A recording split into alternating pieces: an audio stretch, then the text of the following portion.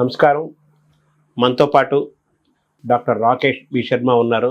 వారు chief euro oncologist. అంటే urological సంబంధించిన మూత్రపిండాలు, కిడ్నీసు, దానికి సంబంధించిన వ్యాధులు, చికిత్స, క్యాన్సర్ ఏ విధంగా వస్తుంది, ఎలా ముందుగా ఎలా గుర్తించాలి, వచ్చిన తర్వాత ఎలా నివారించాలి, అలాగే మన మూత్రపిండాలు ఆరోగ్యంగా బాగుండాలంటే మనం ఎటువంటి జాగ్రత్తలు తీసుకోవాలి, ఈ విశేషాలని తెలుసుకుందాము. నమస్కారం. నమస్కారం. మామూలుగా క్యాన్సర్ అనగానే లేడీస్కి ఒక్కొక్క ఏరియాలో వస్తుంది, జెంట్స్కి ఇంకొక ఏరియాలో వస్తుంది. కిడ్నీస్ కూడా క్యాన్సర్ వస్తుంది అనేది వినటానికి కూడా చాలా ఆశ్చర్యంగా ఉంది. నిజంగా కిడ్నీస్కి క్యాన్సర్ వస్తుందా?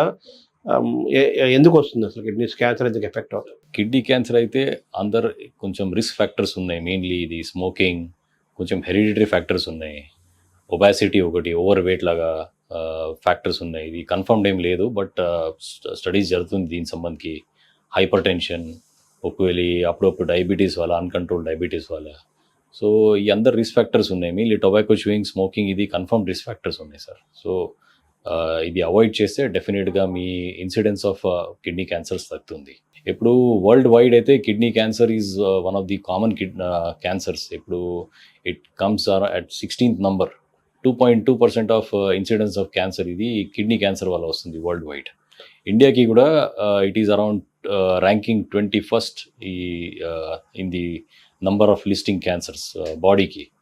So we have to be aware of how to treat it and how to reduce the incidence and early detection ఎట్లా చేయాలి. పెరుగుతున్నాయి కదా కిడ్నీ క్యాన్సర్ వ్యాధి, ఆ రోగులు పెరుగుతున్నారు. దానికి ఎందుకు పెరుగుతున్నారు గతం కంటే ఇప్పుడు? డెఫినెట్గా పబ్లిక్ అవేర్నెస్ ఉంది ఆల్రెడీ. ఇది మాస్టర్ హెల్త్ చెకప్స్ ద్వారా ఎర్లీ డిటెక్షన్ ఉంటుంది సార్. బట్ టిల్ ఇది డిస్ట్రిక్ట్ ప్లేసెస్కి, విలేజ్ ఏరియాస్కి ఇంత అవేర్నెస్ లేదు. దాని సంబంధించి పీపుల్ షుడ్ నో. ప్లస్ ఇంకా ఇప్పుడు డయాగ్నోసిస్ సెంటర్ చాలా పెరిగింది ఇప్పుడు. So we have ultrasound, CT scans, MRI machines చిన్న చిన్న సెంటర్స్కి కూడా ఉన్నాయి, సిటీస్కి ఉన్నాయి. సో దానివల్ల ఈ డయాగ్నోసిస్ కొంచెం అర్లీగా వచ్చేస్తుంది మాస్టర్ హెల్త్ చెకప్స్ ద్వారా. సో స్మాలర్ ట్యూమర్స్, చిన్న చిన్న ట్యూమర్స్కి 4 centimeters తక్కువగా ట్యూమర్స్కి ఎర్లీ డిటెక్షన్ ద్వారా మంచి ట్రీట్మెంట్ ఆప్షన్స్ ఉన్నాయి. సో జనరల్గా ఈ కిడ్నీ క్యాన్సర్ మేలు, ఫీమేల్, ఆడ మగవాడలో ఎవరికి ఎక్కువగా ఎఫెక్ట్ అవుతాయి, ఎవరికి ఎక్కువ? సో మేల్ ఇన్సిడెన్స్ డెఫినెట్గా డబుల్ కంపేర్ టు ఫీమేల్కి ఉన్నాయి. అట్లా ఎందుకు వస్తుంది, ఇది డిఫరెన్స్ ఏం లేదు. Probably the risk factors male సైడ్స్కి కొంచెం ఎక్కువ ఉన్నాయి దీనివల్ల. అంటే ఎందుకు ఫిమేల్కి ఎందుకు వస్తాయి, మేల్కి ఎందుకు వస్తాయి సార్? రిస్క్ ఫ్యాక్టర్స్ ఎవరికి పాసిబుల్ ఉంది సార్. ఇది ఎందుకు వస్తుంది, ఇది రీజన్స్ 100% ఏం తెలియదు. సైన్స్కి కూడా ఫుల్ ఇన్ఫర్మేషన్స్ ఏం లేదు. హెరిడిటరీ ఫ్యాక్టర్స్ ఉన్నాయి, బట్ హెరిడిటరీకి కొంచెం మామూలుగా ఎర్లీ ఏజ్కి వస్తుంది.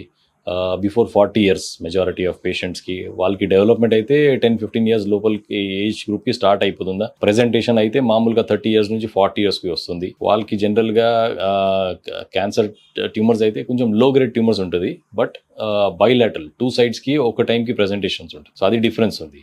ఇది మేల్కి కూడా ఉంటుంది, ఫీమేల్కి కూడా ఉంటుంది. హెరిడిటరీ క్యాన్సర్స్ మేల్కి ఎక్స్పోజర్ చాలా ఎక్కువగా ఉంది, కార్సినోజన్ ఎక్స్పోజర్స్ ఎక్కువగా ఉంది. మెయిన్లీ స్మోకింగ్ చాలా ఎక్కువ చేస్తున్నారు, టొబాకో చూయింగ్ చేస్తున్నారు. దానివల్ల ఇన్సిడెన్సెస్ మేల్కి కొంచెం ఎక్కువ ఉంది సార్. సో ఫుడ్ కూడా ఏమైనా రిలేషన్ ఉంటుందా కిడ్నీస్?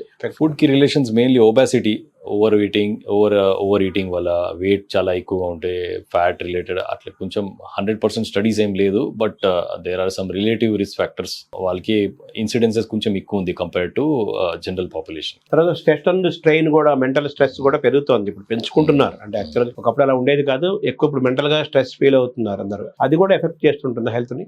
సో దానివల్ల ఓవరాల్ మీ బాడీకి డిస్టర్బెన్సెస్ ఉంటుంది సార్. మెయిన్లీ హైపర్ టెన్షన్ పెరుగుతుందా, షుగర్ ఎక్కువగా ఉంటుంది. ఇది కూడా మళ్ళీ ఫుడ్ హ్యాబిట్స్ వల్ల వస్తుంది sir. So that all can lead to kidney problems. కిడ్నీకి కూడా it maintains the BP of the body maintenance చేస్తారు. సో ఒకవేళ కిడ్నీ ప్రాబ్లమ్స్, రీనల్ ఫెయిల్యూర్ వచ్చేస్తే బీపీ కూడా చాలా పెరుగుతుంది sir. Is all interrelated. General kidney ఎదుర్కొనే risks, what are the risks? Kidney ఏమే రిస్క్స్ ఉంటాయి కిడ్నీ అనే organ? Cancer related or general inclusive of cancer? So general గా ఓవరాల్ సార్ తక్కువ వాటర్ ఇంటేక్ చేస్తే స్టోన్ ప్రాబ్లమ్స్ పెడుతుందా? ఒకవేళ మీరు ఎక్సర్సైజ్ ఏం చేయకుండా మళ్ళీ కిడ్నీకి స్టోన్ ప్రాబ్లమ్స్, ఇది హైపర్ టెన్షన్స్ అన్నీ రావడానికి ఛాన్సెస్ ఉన్నాయి. యాజ్ మెన్షన్ ఇది హెరిడిటరీ ఫ్యాక్టర్స్ డెఫినెట్గా ఉంది. సో ఒకవేళ బీపీ షుగర్ ఎక్కువ ఉంటే ఆటోమేటిక్గా కిడ్నీకి cells over period of more than 10 to 15 years cells damage అవుతుంది సార్. సెల్స్ డ్యామేజ్ అయినాకే రీనల్ ఫెయిలియర్ డెవలప్ అవుతుంది. రీనల్ ఫెయిలియర్ వచ్చినాకి స్లోలీ ఇది రీనల్ ఫెయిలియర్ కి కూడా క్రానిక్ కిడ్నీ డిజీజ్ చెప్తున్నారు మన మెడికల్ టర్మినాలజీకి. క్రానిక్ కిడ్నీ డిజీజ్ కి కూడా స్టేజింగ్ ఉంది, స్టేజ్ 1 to stage 5. ఒకవేళ స్టేజ్ 5 కి వచ్చినాకి patient will come on dialysis. So ఇనిషియల్గా వాళ్ళకి వారంకి ఒకసారి డయాలిసిస్ అవసరం పడుతుంది.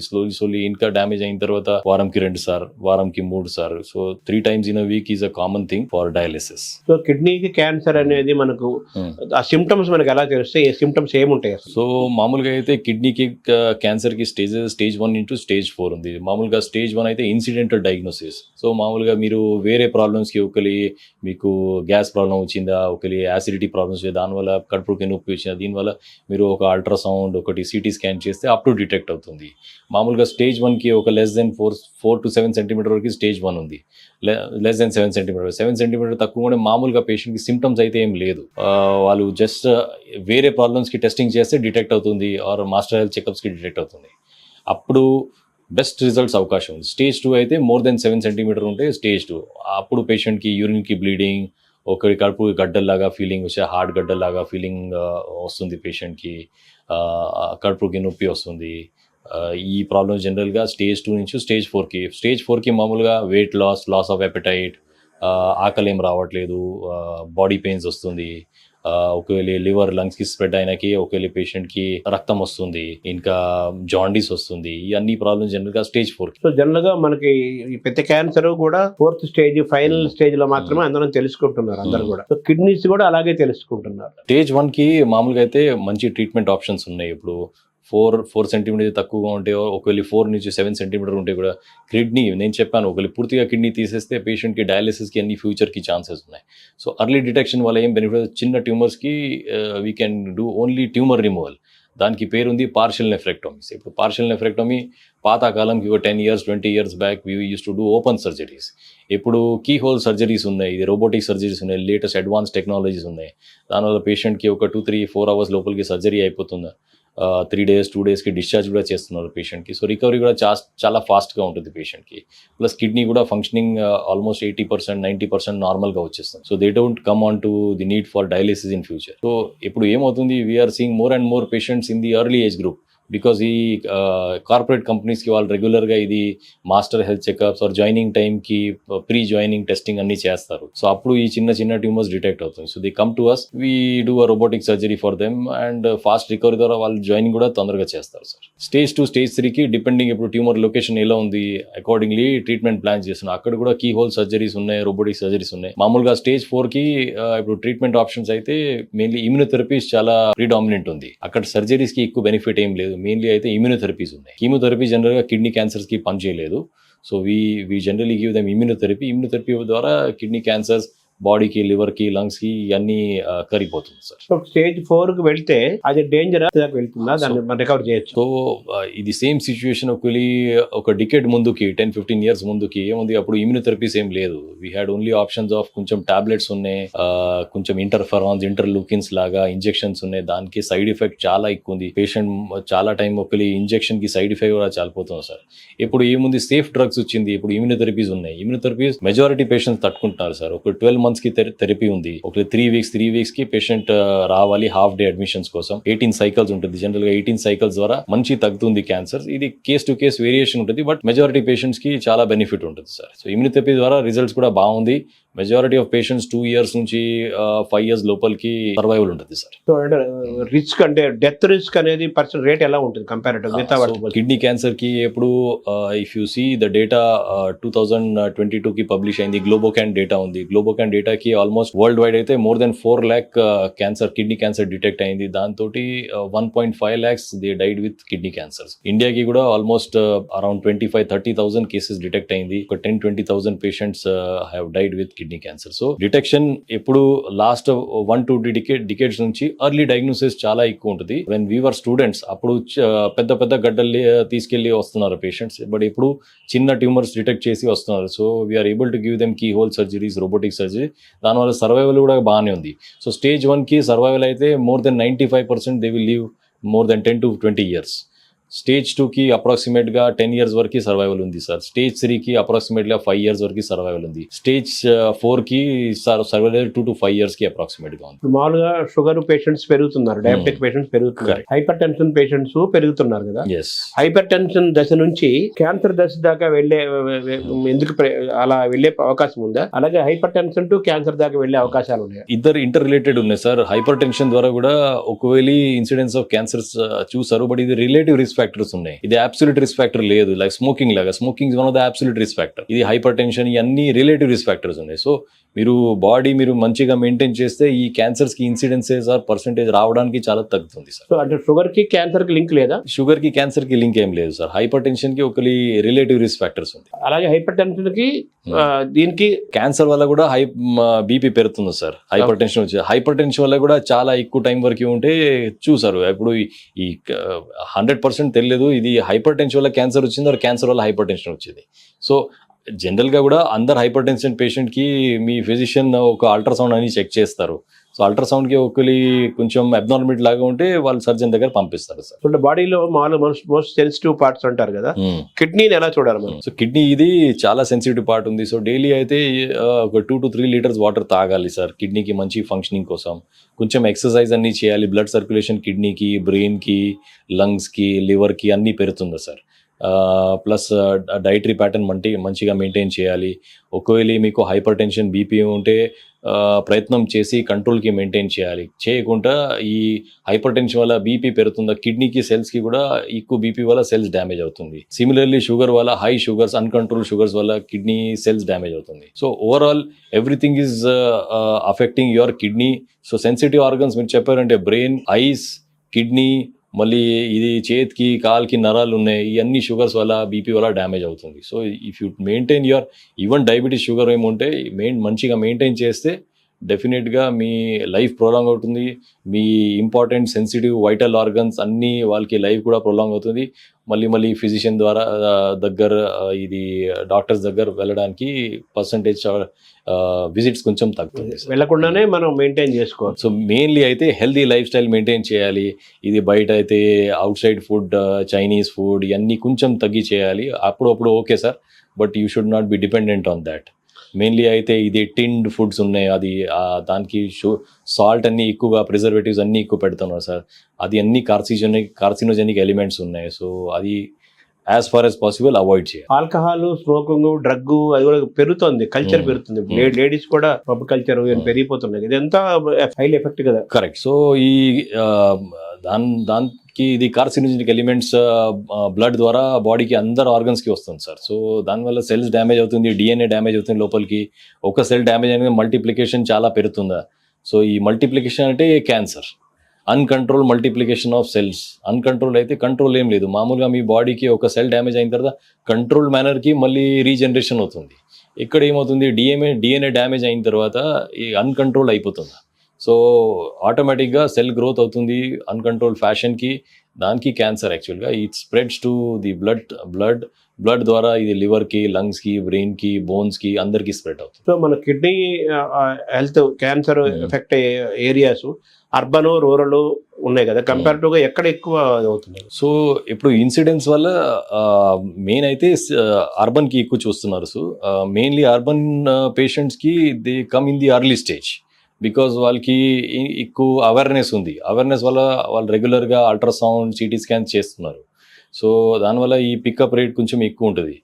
రూరల్ ఏరియాస్కి వాళ్ళకి అవేర్నెస్ ఏం లేదు. సో వాళ్ళు రెగ్యులర్గా చెక్ చేయలేదు. ఒకరి సడన్గా యూరిన్కి బ్లీడింగ్ వచ్చింది, ఆకలి తగ్గింది, వెయిట్ తగ్గింది, మళ్ళీ ఒక గడ్డల్లాగా సెన్సేషన్ కడుపుకి వచ్చేస్తే అప్పుడు వస్తారు. అప్పుడు చాలా లేట్ అయిపోతుంది సార్. సో రిజల్ట్స్ కూడా ఓవరాల్ అవుట్కమ్స్ ట్రీట్మెంట్కి తగ్గుతుంది. సో కిడ్నీ ఇప్పుడు క్యాన్సర్ వస్తే మనకున్న లేటెస్ట్ టెక్నాలజీది, అడ్వాన్స్డ్ టెక్నాలజీ ద్వారా మనం దాన్ని ఆర్గనైజ్ చేసుకొని ఇబ్బంది లేకుండా చూసుకోగలుగుతాం. సో మన హాస్పిటల్కి ఇప్పుడు రోబోటిక్ సర్జరీ ఒకటి ప్రోగ్రామ్ ఉంది. ఇది లాస్ట్ 2017 నుంచి రెగ్యులర్గా నడుస్తుంది. క్లోజ్ టు 1000 సర్జరీస్ ఇది యూరాలజికల్ క్యాన్సర్స్కి చేశారు. దానికి almost 400-500 robotic surgeries for kidney cancer చేశారు. సో ఈ robotic surgery, key hole surgery almost vision అయితే 10 times బెటర్గా కనపడుతున్నారు సార్. సో ఈ రిజల్ట్స్ కూడా ఓన్లీ గడ్డల వరకు తీసేసి మ్యాక్సిమం కిడ్నీ ప్రిజర్వేషన్ చేస్తాను. సో యంగర్ ఏజ్ వల్ల పేషెంట్ తక్కువ ఏజ్ వల్ల కూడా వస్తున్నారు. ఇప్పుడు 20 years నుంచి 30-40 years వల్ల వస్తున్నారు. సో వాళ్ళకి ఇంపార్టెంట్ ఉంది, వాళ్ళకి almost like they have 40 years of life left to them. So we try to preserve the maximum kidney and remove only the tumour. ఇది క్యాన్సర్ క్లియర్ చేసి మ్యాక్సిమం కిడ్నీ సేవ్ చేస్తే kidney కూడా మంచిగా function చేస్తుంది sir. So latest advanced technology ద్వారా మనం cancer effect అయినప్పటికీ కూడా మనం క్యూర్ చేయడానికి అవకాశం క్యూర్ చేయడానికి మోర్ లైఫ్ రిస్క్ నుంచి కూడా లైఫ్ రిస్క్ కూడా ఏం లేదు సార్. వాళ్ళకి 10-20 years వరకు ఈజీగా లైఫ్ వస్తుంది. ఒకరి గడ్డలు తీసినాకి ఓన్లీ ట్యూమర్ రిమూవల్ చేసినాకి అది 70%, 80% కేస్ బై కేస్ వేరియేషన్ ఉంటుంది. కిడ్నీ ప్రిజర్వ్ చేసిన తర్వాత ఆ కిడ్నీ కూడా పనిచేస్తుంది. ఎనీవేస్ ఒకటి నార్మల్ కిడ్నీ ఉంది, ఒకటి 15 నుంచి 70-80% సేవ్ చేసినాకి వాళ్ళ లైఫ్ కూడా నార్మల్గా నడుస్తుంది. ఇప్పుడు ఏజ్డ్ పర్సన్స్ గురించి చెప్పారు మీరు, చిన్నపిల్లల్లో కూడా కిడ్నీస్ ఎఫెక్ట్ అయ్యే అవకాశం ఉందా? కరెక్ట్. చిన్న పిల్లలకి ఒక వేరే టైప్ ఆఫ్ కిడ్నీ క్యాన్సర్ ఉంది, దానికి పేరు ఉంది విల్మ్స్ ట్యూమర్. సో ఇది జనరల్ గా అయితే మెజారిటీ ఆఫ్ పేషెంట్ అయితే హెరిడిటరీ జెనెటిక్ ప్రాబ్లం వల్ల వస్తుంది సార్. అది జనరల్ గా 1 year ఏజ్ కి మాక్సిమం డిటెక్షన్ అవుతుంది. దానికి కీమోథెరపీ సెన్సిటివ్గా ఉంది. సో ఫస్ట్ అయితే ఒకరి కిడ్నీకి గడ్డలు వచ్చింది ఒక చిన్న పిల్లలకి, ఫస్ట్ కీమో ఇస్తాను. కీమో చేసి ఒకరి గడ్డల సైజ్ అని తగ్గించేసి తర్వాత ఆపరేషన్ చేసి కిడ్నీ తీసేయాలి. సో దట్ ఈస్ ఆల్సో మంచి రిజల్ట్స్ ఉన్నాయి సార్ అక్కడ కూడా. But only majority of patient చాలా పెద్ద గడ్డలు తీసుకెళ్ళి వస్తారు. బికాస్ వాళ్ళకి సిమ్టమ్స్ ఎక్కువ ఏం లేదు. ఒకరి మదర్ ఒకరి స్నానం అని చేసిన టైంకి ఒకరి గడ్డల్లాగా ఫీలింగ్ ఉంటే అప్పుడు తీసుకెళ్ళి వస్తారు. అప్పుడు గడ్డల సైజ్ అని సిటీ స్కాన్ అన్ని చేసి మళ్ళీ కీమోథెరపీని స్టార్ట్ చేసి ఆపరేషన్ చేస్తారు వాళ్ళకి. చూడండి, మనం పిల్లల్ని పెంచే దశలో, బ్రాటప్ దశలో మనం చాలా కేర్ఫుల్ గా వాళ్ళ బాడీ యొక్క మూవ్మెంట్స్ ని మనం స్టడీ చేస్తూ ఉండాలి. అది ఇంపార్టెంట్ కదా. ఎస్, ఏదైనా మనకు డౌట్ వస్తే అప్పుడు డాక్టర్ దగ్గర తీసుకురావాలి. Correct sir. అర్లీ డిటెక్షన్ అక్కడ కూడా అర్లీ డిటెక్షన్ అయితే జనరల్ గా ఉండదు సార్. ఒకరి వేరే ప్రాబ్లమ్స్ కోసం ఒకవేళ స్కానింగ్ అన్ని చేసినాకి అర్లీ డిటెక్షన్ అవుతుంది. But majority of the patient అయితే పాల్పేబుల్ మాస్ అయితే గడ్డలకి ఫీలింగ్ లాగా వచ్చినాకి వస్తారు. తర్వాత కంపేరిటివ్ పెద్దవాళ్ళతో అడల్ట్స్ తో కంపేర్ చేసుకుంటే చిన్నపిల్లలు ఈ ట్రీట్మెంట్ కి వాళ్ళు ఎలా రెస్పాండ్ అవుతారు, వాళ్ళు దాని నుంచి ఎలా బయటకు వస్తారు, వాళ్ళకి రెసిస్టెన్స్ పవర్ అది ఎలా ఉంటుంది? సో చిన్న పిల్లలు జనరల్ గా సర్జరీస్ కి కీమోథెరపీ మంచి టాలరేట్ చేస్తారు మెజారిటీ ఆఫ్ పేషెంట్స్. వాళ్ళకి రిజల్ట్స్ కూడా బాగానే ఉంటుంది. ఒకరి కీమోథెరపీకి అక్కడ అయితే మెయిన్ ట్రీట్మెంట్ అయితే కీమోథెరపీ ఉంది. సర్జరీ అయితే కొంచెం ఓన్లీ అడిషనల్ ట్రీట్మెంట్. కీమోథెరపీ వల్ల ఒకరి బాడీకి సెల్స్ ఏముంటే అన్ని కరిపోతుంది సార్. పెద్దవాళ్ళకి ఏమవుతుంది, జనరల్ గా depending on the tumour size నేను చెప్పాను ట్రీట్మెంట్ ప్లాన్ చేస్తాను. ప్లస్ వాళ్ళకి షుగర్ ఉందా, బీపీ ఉందా, కార్డియాక్ ప్రాబ్లమ్స్ ఉంది అన్ని చూసి ట్రీట్మెంట్ ప్లాన్ చేస్తాను. అక్కడ కీ హోల్ సర్జరీస్ ఉన్నాయి. జనరల్ గా చిన్న పిల్లలకి కీ హోల్ సర్జరీస్ చాలా తక్కువ, అబ్డామన్ కెపాసిటీ చాలా చిన్నది ఉంటుంది. దానివల్ల ఈ చిన్న ఇన్స్ట్రుమెంట్స్ పెట్టడానికి కష్టం. మెజారిటీ ఆఫ్ ద కేసెస్ అయితే ఓపెన్ సర్జరీ వస్తుంది. నేను చిన్న పిల్లలకి కీ హోల్ సర్జరీస్ కూడా చేశాను for Wilms tumour. But majority అయితే ఓపెన్ సర్జరీస్ ఉంటుంది సార్. చిన్నపిల్లలకి కంపారిటివ్గా షుగర్, బీపీ ఇటువంటివి ఉండవు కదా? ఏముండదు సార్. వాళ్ళ రికవరీ కూడా ఫాస్ట్ గా వస్తుంది, ఫాస్ట్ గా రికవర్ అవుతారు. సో అలాగే మనం ఇంత వాటర్ గురించి చెప్పారు. కిడ్నీస్ మనం హెల్తీగా ఉంచుకోవాలంటే మీరు 1, 2, 3, 4 మీరు ఏమేమి చెప్తారు సార్? సో మెయిన్లీ అయితే healthy life style sir maintain చేయాలి. అందరికీ కిడ్నీ ప్రాబ్లమ్స్ కాదు, అందరికీ హెల్దీ లైఫ్ స్టైల్ మెయింటైన్ చేయాలి.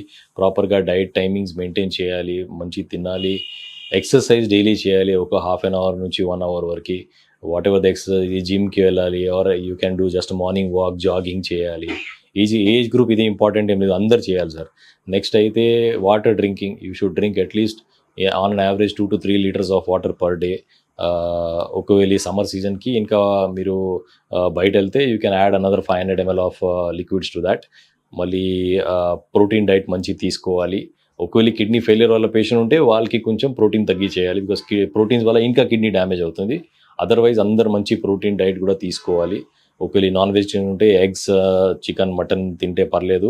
వెజిటేరియన్ అయితే గ్రీన్ లీఫీ వెజిటేబుల్స్ అన్ని తీసుకోవాలి సార్. ఇది main healthy life style maintain చేస్తే కిడ్నీస్ కి జనరల్గా అయితే ప్రాబ్లమ్స్ ఏమి ఉండదు సార్. అంటే జనరల్ కొంతమంది డిసిప్లిన్డ్ గా ఉంటారు. ఎక్కువ ఇండిసిప్లిన్ పెరుగుతుంది లైఫ్ స్టైల్, బట్ డిసిప్లిన్డ్ గా ఉండే వాళ్ళు కూడా ఉన్నారు. అంటే వాళ్ళకి ఫిజికల్ ఎక్సర్సైజ్ చేస్తారు, అర్లీగా లేస్తారు, అర్లీగా పనుకుంటారు, ఫుడ్ కూడా ఇంటి ఫుడ్ తింటారు, ఫుడ్ కంట్రోల్ ఉంటుంది, ఎటువంటి బ్యాడ్ హ్యాబిట్స్ కూడా ఉండవు. వాళ్ళకు కూడా షుగర్, బీపీ వచ్చేస్తున్నాయి, వాళ్ళు కూడా క్యాన్సర్ వస్తుంది. ఏమవుతుంది సార్, డిఫరెన్స్ ఏముంది, వాళ్ళకి ఒకరి ప్రాబ్లమ్స్ వచ్చేస్తే మన ట్రీట్మెంట్కి మంచి టాలరేట్ చేస్తారు. ఒకరి సర్జరీ ఉంటే సర్జరీకి వాళ్ళు మంచి రెస్పాన్స్ చేస్తారు, వాళ్ళకి కాంప్లికేషన్స్ ఏం చాలా తక్కువగా ఉంటుంది. కీమోథెరపీకి, రేడియేషన్ థెరపీకి మంచి తట్టుకుంటున్నారు. ఒకవేళ మీ ఆల్రెడీ బాడీ కొంచెం వీక్గా ఉంటే ఈ పువర్ లైఫ్ స్టైల్ వల్ల సో సర్జరీస్కి, కీమోథెరపీకి, రేడియేషన్కి మంచి తట్టుకోలేదు వాళ్ళు. కాంప్లికేషన్స్ వల్ల చనిపోతున్నారు చాలా time. So if you maintain your self in a good healthy life style, if problems also occur, your body is ready to accept or tolerate all the major treatment what is going to be planned in future.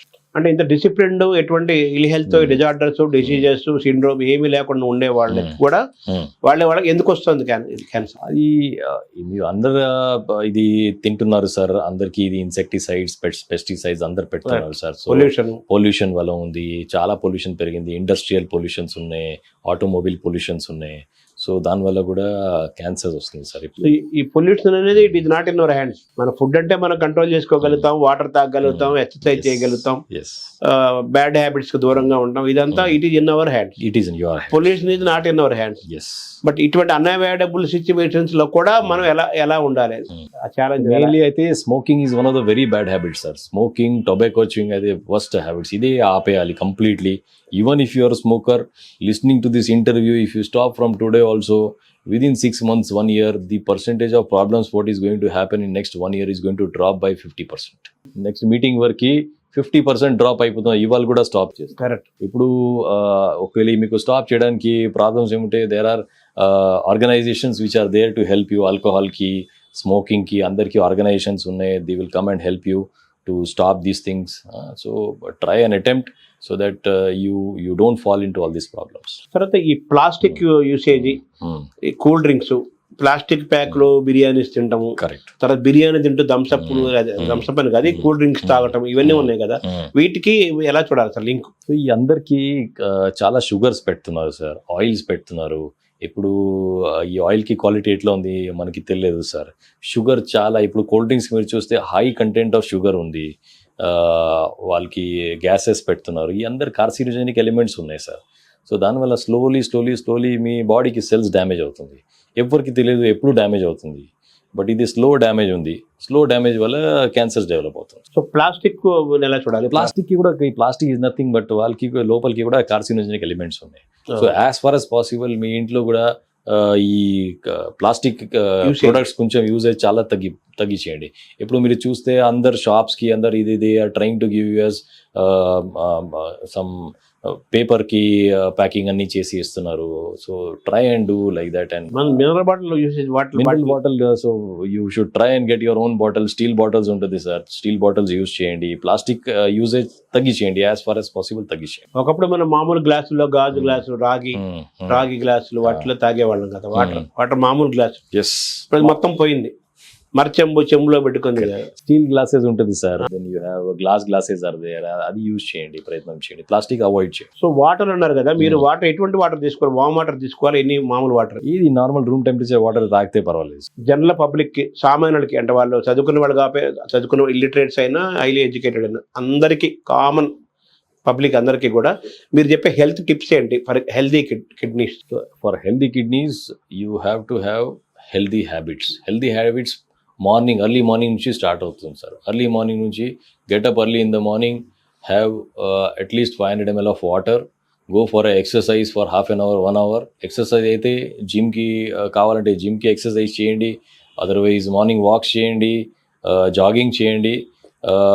Smoking, alcohol పూర్తిగా stop చేయండి. మళ్ళీ ఇది package ప్రొడక్ట్స్కి preservative చాలా ఎక్కువ ఉంటుంది, అది avoid చేయండి. మళ్ళీ కోల్డ్ డ్రింక్స్, దానికి షుగర్ చాలా ఎక్కువగా పెడుతున్నారు వాళ్ళు, సో ఇది అవాయిడ్ చేయండి. నెక్స్ట్ అయితే బీపీ షుగర్ వల్ల ఉంటే try and maintain your BP sugar in the close to the normal range. ఇది ఎక్సర్సైజ్ చేస్తే అది కూడా ఆటోమేటిక్గా మెయింటైన్ అవుతుంది. ఈట్ గుడ్ సలాడ్స్, ఫ్రూట్స్, ఇవన్నీ తీసుకోండి. మళ్ళీ డైలీ ఒక మెయింటైన్ చేసి మన బాడీకి ఒక 0.5 into 1 gram ప్రోటీన్ ఇది అవసరం పడుతుంది. ప్రోటీన్ తీసుకోండి. కార్బోహైడ్రేట్స్ కొంచెం తగ్గించేయండి. మెయిన్లీ అయితే రైస్, చపాతీ కొంచెం తగ్గించేయండి. ప్రోటీన్ కంటెంట్ కొంచెం ఎక్కువ చేయండి, దానివల్ల కిడ్నీస్ మెయింటైన్ అవుతుంది. ప్లస్ మెయిన్ అయితే water intake, daily 2 to 3 liters of water కొంచెం తాగాలి. ఇది మెయింటైన్ చేస్తే జనరల్గా your kidneys will remain at least safe and రెగ్యులర్గా వన్స్ ఇన్ అ ఇయర్ ఒక అల్ట్రాసౌండ్, ఒక కిడ్నీ ఫంక్షన్ టెస్ట్, ఒకవేళ మీ ఏజ్ 40 పైన వచ్చేస్తే చేయండి. వేరే వాళ్ళు కూడా యాన్యువల్ హెల్త్ చెకప్ చేస్తే ప్రాబ్లం అయితే ఎర్లీగా డిటెక్ట్, క్యాన్సర్స్ అన్ని డిటెక్షన్ ఎర్లీగా ఉంటుంది, దానివల్ల ట్రీట్మెంట్ కూడా మంచిగా ఉంటుంది. So fruits and dry fruits ఎలా చూడాలి సార్ హెల్త్లో? డ్రై ఫ్రూట్స్ వల్ల ఇబ్బంది అయితే ఏం లేదు, చాలా ఎక్కువ తింటే it is known to cause some kidney damage, but ఒకవేళ లిమిట్కి తింటే పర్వాలేదు sir. In the final conclusion, bad habits mainly అయితే cigarette smoking, tobacco chewing, alcohol, smoking, ఇది అన్నీ అవాయిడ్ చేయండి. దానివల్ల ఆటోమేటిక్గా మీ హెల్త్ కొంచెం ప్రొలాంగ్ అవుతుంది, మీ లైఫ్ ప్రొలాంగ్ అవుతుంది, మీ కిడ్నీస్కి లైఫ్ ప్రొలాంగ్ అవుతుంది, మీ అందర్ ఆర్గన్స్కి లైఫ్ ప్రొలాంగ్ అవుతుంది. Thank you very much. Thank you very much.